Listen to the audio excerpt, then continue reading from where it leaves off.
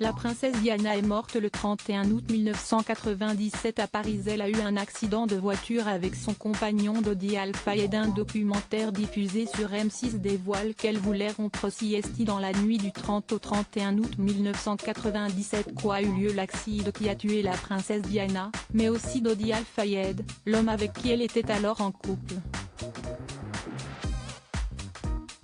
À l'approche des 25 ans de la mort de la princesse, les documentaires se succèdent et un épisode de Zone Interdite sur M6 a même été consacré à Lady Di le 23 août dernier.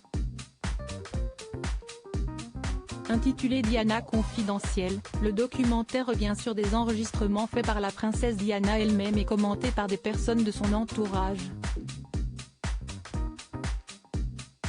CST ainsi que l'ancien majordome de Lady Di, Paul Burrell, a parlé des dernières vacances de la princesse, sur le yacht de son ami milliardaire Mohamed Al-Fayed et en compagnie de son fils, Dodi Al-Fayed, avec lequel Diana s'est mise en couple. Selon l'ancien majordome, la princesse décornée n'a pas vraiment profité.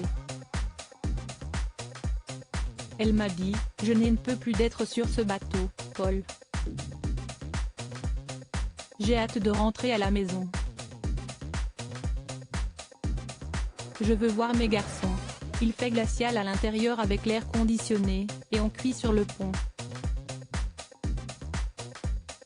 Je veux rentrer. » Si vous regardez les dernières images de la princesse, vous voyez bien que ce n'est pas une femme amoureuse, explique Paul Burrell.